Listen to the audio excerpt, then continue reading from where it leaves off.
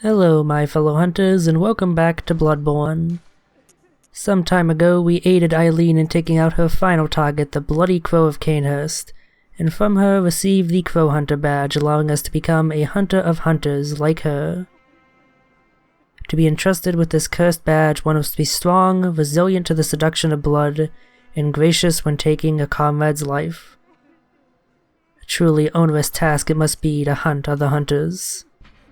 With that badge, we were able to purchase the Blade of Mercy from the Hunter Shop, a rather nifty trick weapon, as well as Eileen's armor set, the Crow Hunter set. The first Hunter of Hunters came from a foreign land and gave the dead a virtuous native funeral ritual, rather than impose a blasphemous Yharnam burial service upon them, with the hope that former compatriots might be returned to the skies and find rest in a hunter's dream. The beak contains incest to mask sense of blood and beast. So yeah, cool little bit of lore. Additionally, we also acquired the Hunter rune from Eileen since we got the good end to her questline. If you get the bad end, as I mentioned previously, you don't get this. And it's a pretty major loss, because this is probably the best oath rune in the game, given that it boosts your stamina regeneration.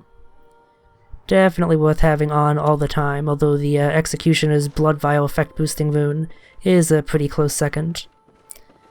So before we die horribly trying to hunt Lady Maria, let's get some levels. Welcome home, good hunter. What is it you desire? Very well. Let the echoes become your strength. Let me stand close. Now shut your eyes. As I mentioned before, we will be upping Arcane for a fair bit to use a few new tools that we'll be getting in the future. Farewell, good hunter. May you find your worth in the waking world. And of course, we shall show respect for the doll. That's actually the first time I've looked at the respect bar from that angle, and I didn't realize the hand had such a fancy flourish. It's a very nice little detail there. But yeah, as I mentioned in brief a few seconds ago, we're getting ready to find and take down Lady Maria at the behest of Simon the Harrowed. For she hides the true secret in the hunter's nightmare here.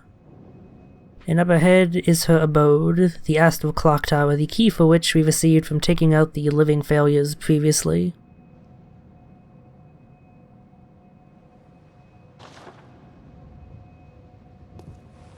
So let's get to meeting this Lady Maria then.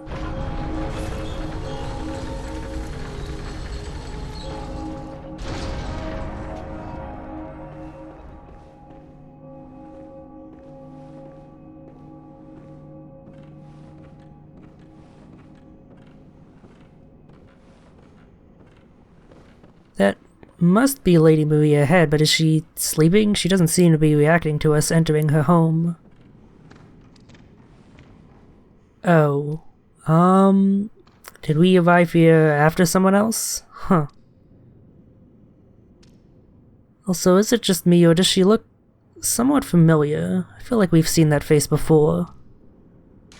Well, let's inspect her corpse, maybe we'll be able to find out the secret anyway.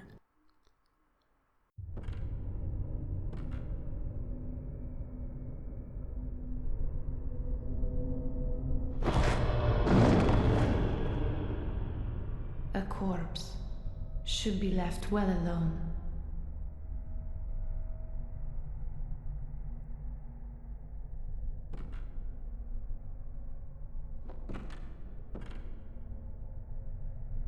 Oh, I know very well how the secrets beckon so sweetly.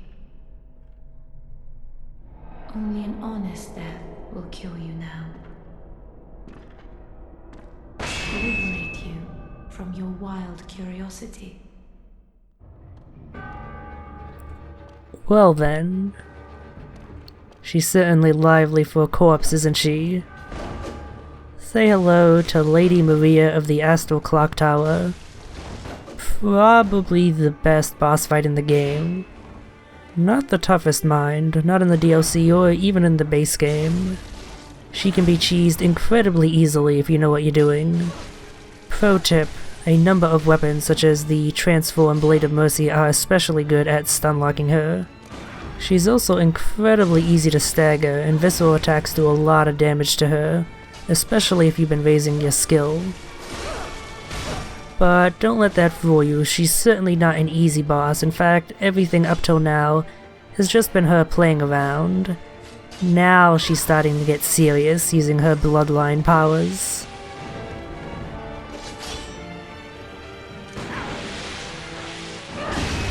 Yeah. In addition to vastly increasing the range of her previous attacks, she gains a whole host of new moves that are pretty damn deadly.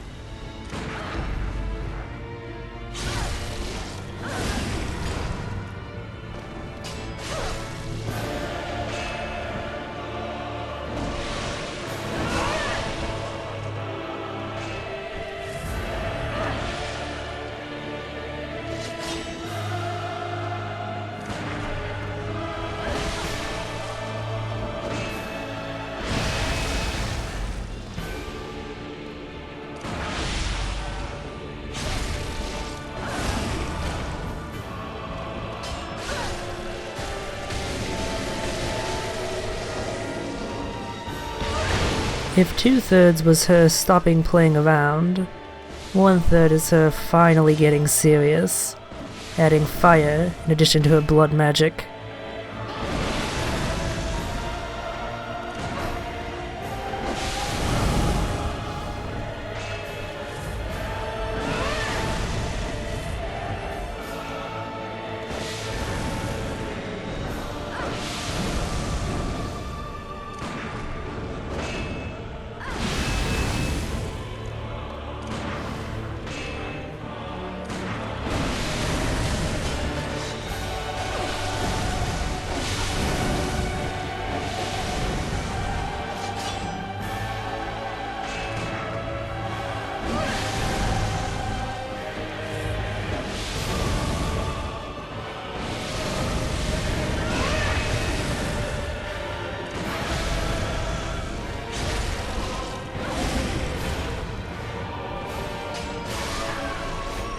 And at last, Lady Maria goes down.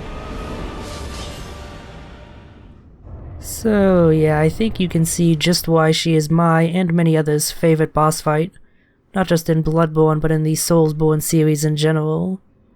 She's the closest it ever becomes to becoming a character action game, and it really is all the better for it, I think. So 2 things about fighting her that I didn't mention in the actual fight because I didn't want to interrupt the amazingly bombastic music would be the fact that if you are going to dodge towards her, dodge to her left side. It's generally a safer space than dodging to the right. And that during her 3rd phase, when she gets the fire effects, stagger shots become much more difficult. Or rather, not stagger shots, but the following visceral attacks. Because the fire effects will usually still appear even if you time your shots right, and will end up stunning you for long enough that you don't actually get off the visceral attack in time. But yeah, that's about all I have to say about her. She's a difficult and exhilarating but ultimately fairly simple fight. It's just a matter of learning your dodge timings. For beating her, we acquire the Celestial Dial, which we can hold up to the great astral clock in the clock tower here, thus revealing the true secret hidden by the hunter's nightmare.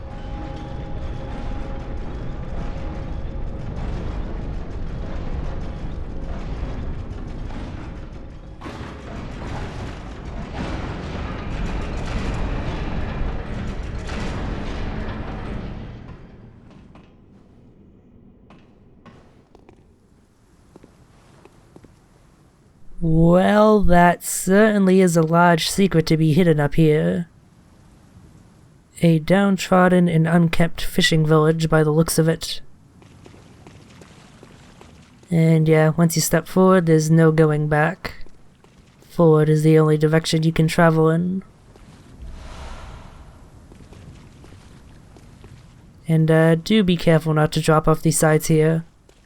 Otherwise you will die, rather embarrassingly. Yeah, that seems like an appropriate item placement.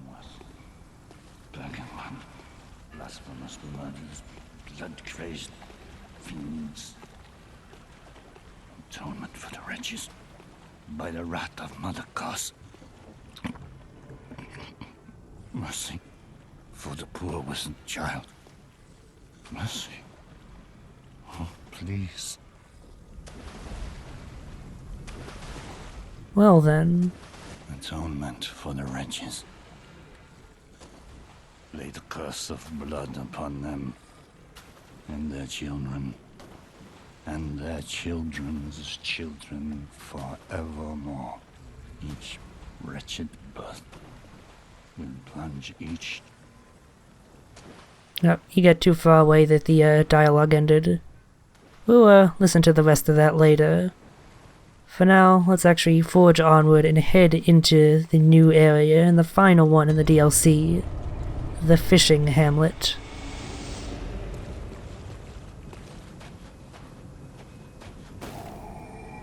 Right away you know this is going to be a pleasant place thanks to a hanging corpse right at the entrance. In particular, the position of the corpse is actually pretty interesting. If you've paid a special attention to fine little details, you may notice that the positioning of the corpse's limbs is exactly like that of the hunter rune, the hunter's mark. The symbol of a hunter, almost as if the people of this village are saying they don't quite like hunters. Wonder how they'll take to us.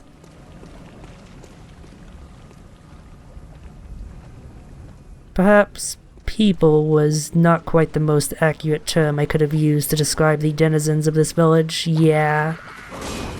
They might have been people once, but not anymore.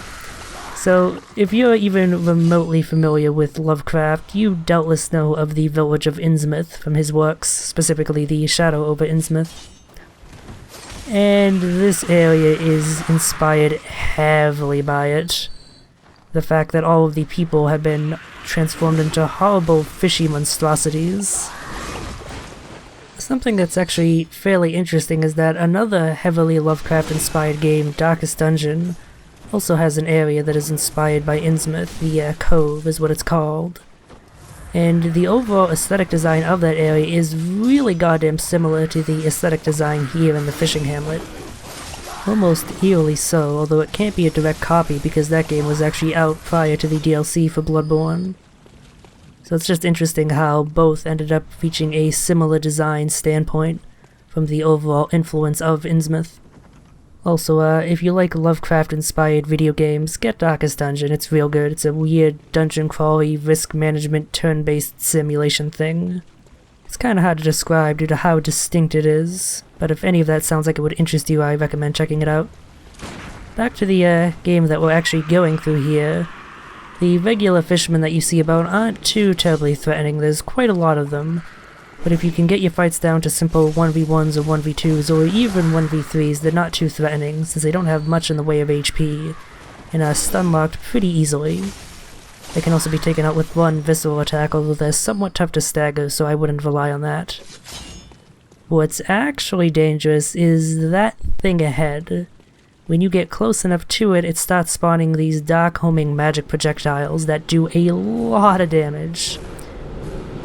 If you get hit by one, you'll probably be stunned by it and then hit by all these successive ones and die in pretty quick order, so try to avoid that. So generally you want to either take them out immediately as soon as you see them or find some sort of cover, such as this house here.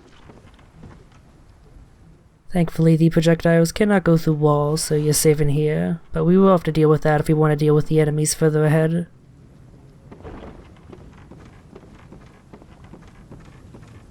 Interestingly enough, they're not really an enemy, they look exactly like the one NPC we saw at the entrance of the village, but they don't have a health bar and they're taken out in one hit.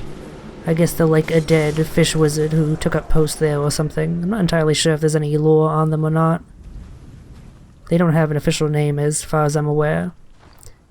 But with him gone, this area is considerably safer despite there still being a ton of fish people around. So, yeah, there's this one fish guy who's just kind of backing off and who's not really aggressive towards you, even if you hit him with several pebbles. There's a reason for that, as we'll see when we approach him.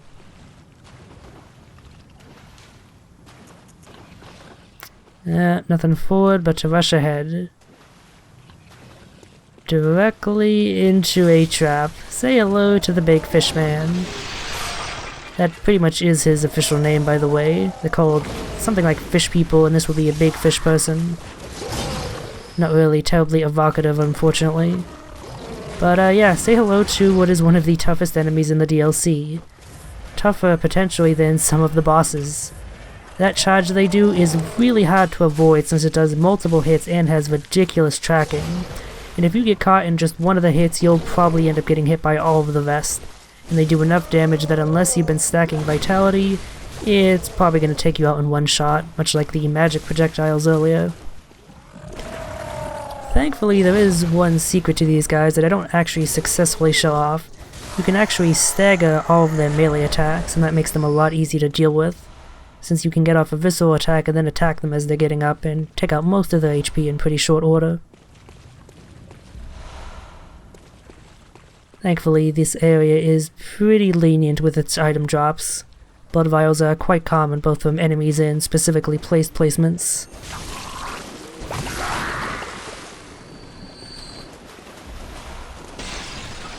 Also, yeah, enemies in general like to ambush you in this area. This particular kind of fish person wielding two knives especially likes to do that, and you don't want to get caught unawares by them. They have a rather nasty grab attack that, again, will probably take you out in one shot if it hits you, especially if you have as low HP as we do here. If you're less of a generalist build and you focused on vitality, you can probably survive most of these attacks, but we unfortunately do not have that luxury.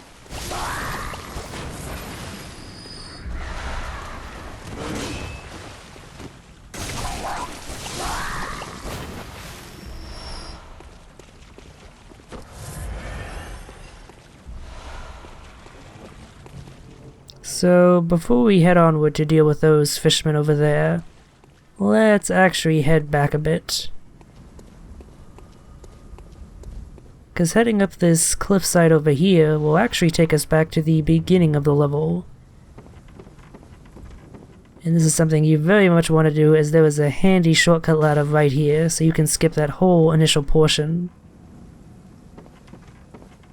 Very handy if you just want to run past all the enemies. A bit less handy if you want to get through the level regularly with fighting them, because you're still going to take out most of the enemies, unfortunately. But yeah, this is the top side of the house that we were previously in. There's some pretty good loot here, but don't be distracted by it. If you do, you'll be caught in a rather nasty ambush with this one cleaver-wielding fish person, who's pretty effective at killing you, especially if your back is to him. But once you take him out, his buddy is easy enough to finish off.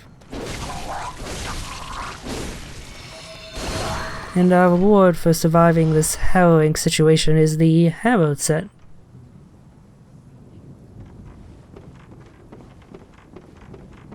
We won't take an in-depth look at the armor set just yet, we're not going to put it on, but we are going to check it out in brief, because we've actually seen this armor set before. This is the garb that Simon was wearing, and in fact his name is Simon the Harrowed.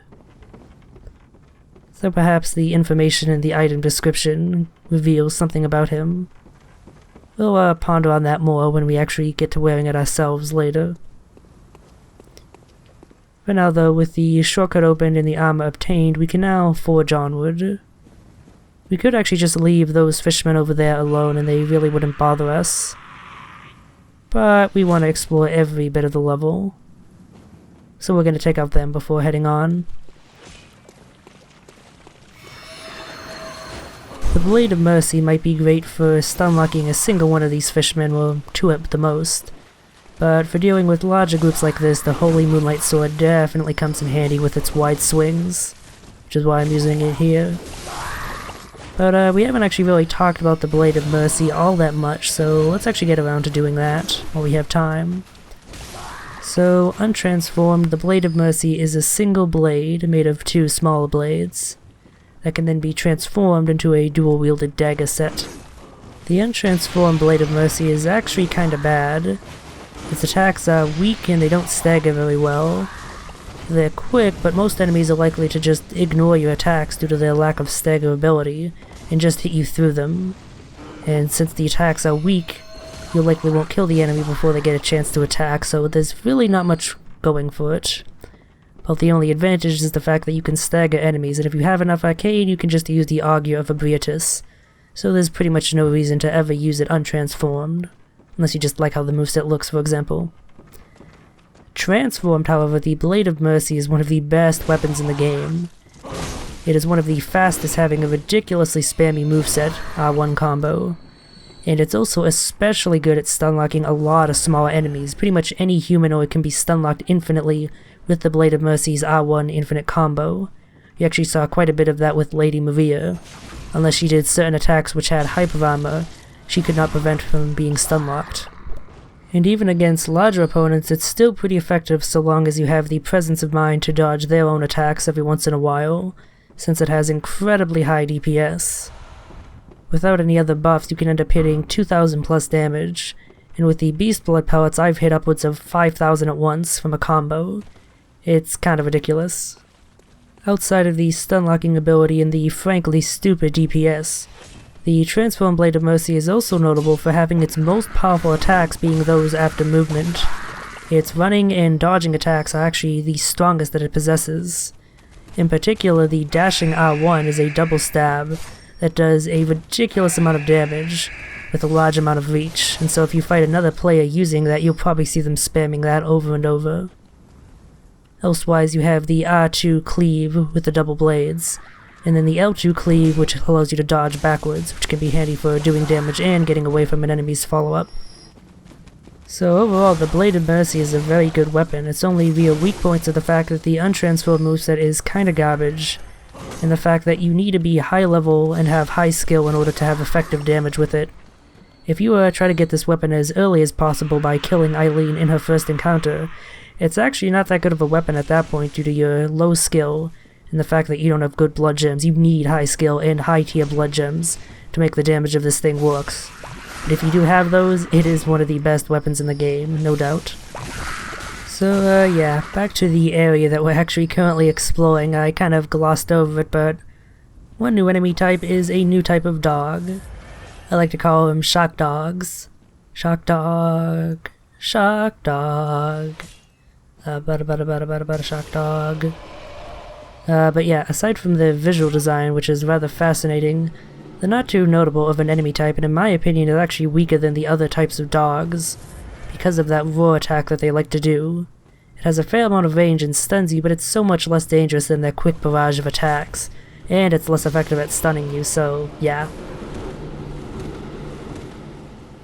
So yeah, this next part of the level is rather interesting. There's one of those magic spawning fish wizards up on top of a cliff, so you can't easily get to it. Your guns simply don't have the range needed. And there are a number of other obstacles on your way to it, such as this guy. So before I mentioned that the large fishmen were the most dangerous type of enemy, and I was not talking about the one we encountered previously, I meant this type specifically, this one that wields a giant lead pipe, or some sort of metal fixture. Their version of the spam attack is more damaging, has longer reach, and has more hits in it thanks to that pipe that they wield. And it is very good at taking out a large amount of your health, if not just taking you out in one go, even if you've maxed out your vitality. I've had 50 vit characters come here in new game and be taken out in just one go with that combo. And even worse, due to that extra range, thanks to that weapon that they wield, it's much harder to avoid. And the fact that you get that magic projectile spamming fish wizard up there, not to mention other enemies to deal with, and you have what is easily the toughest part of the entire game in my opinion. Tougher even than the toughest bosses. Which is why for this second go around, you're seeing how I normally handle this level. I get through the first bit, unlock the shortcut, and then I just run for this little safe haven here. The enemies cannot get inside the house, at least not without some extraordinary glitchiness. And there's a lantern right here where you'll respawn if you end up dying. So we're just gonna wait for that big fishman to wander away. We don't want to try and attack him there even though it's a good spot because, as you may have noticed, we're not the only person inside this little house here. We'll interact with him in a little bit. For now, our primary objective is to recover our blood echoes, which unfortunately are not on a bloodstain on the ground and are in fact an enemy. Even worse, they're the toughest enemy in the area, that giant pipe-wielding fishman. So recovering them is going to be no easy task, that is for sure.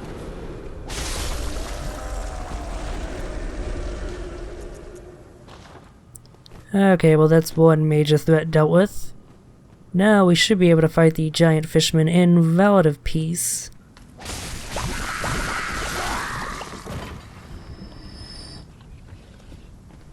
If you're curious why I'm just kind of wandering around this place, it's because at the time in this recording I did not realize that there was not a bloodstain, and so I was searching for it. It took me a bit to realize it was in fact in the giant fishman. They don't really have especially visible eyes, which is what is made glowing by the fact that they have taken up your blood echoes, so it's kinda hard to notice at first.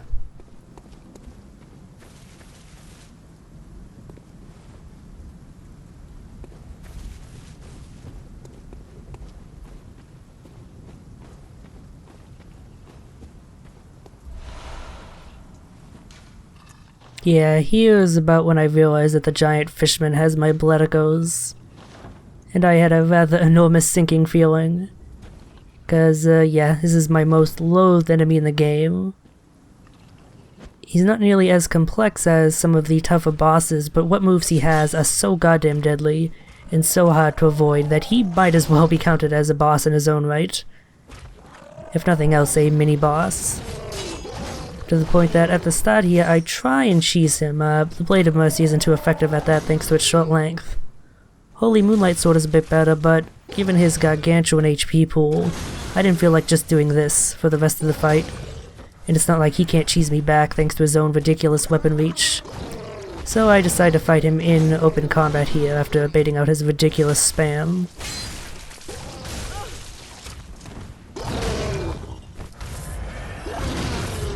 As you can see, even his lesser attacks have a huge amount of hits to their combos. And in many cases, he just keeps on going. That is what, 4 hits in a row? No, 5 hits. And if I had stayed closer, he might have even done more. You can see why this is such a difficult enemy. However, this is a case where the Augur of Ebrietas actually comes in real handy. He has a fairly large amount of cooldown after some of his attacks. So if you can get behind him, you can backstab him with it. So things look to be looking good, but have you ever heard the phrase, too much of a good thing? I ended up getting a bit too spammy with the Augur of Ebrietas, a bit too fish-happy with my backstabs, and well, you'll see how it goes. Yeah, not too well for me, so that's around 100,000 blood echoes lost. And if I'm not mistaken, I think the first time in the LP that I've actually failed to recover my blood echoes. I'm usually better about that. But it was bound to happen at some point. I'm surprised it didn't happen prior to this. And it's happened late enough that the loss of blood echoes isn't such a big deal. That was 2 levels at the most. So yeah, let's get to talking with Simon for a 4th time. He's certainly worse for the wear since we've last seen him. Who are you? I'm afraid I've made a botch of things. Oh, I can hear the bell now. The beast-eyed assassin. He's after me. Again. And again. It never ends.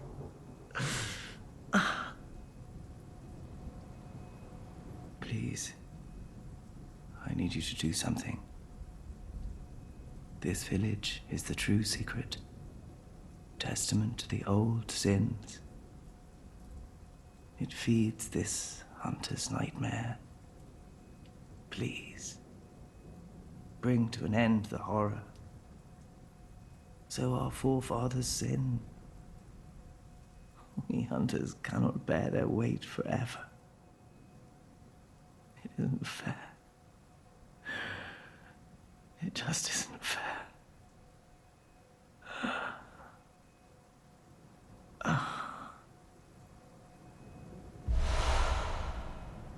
And so, Simon the Herald, Seeker of Secrets, falls.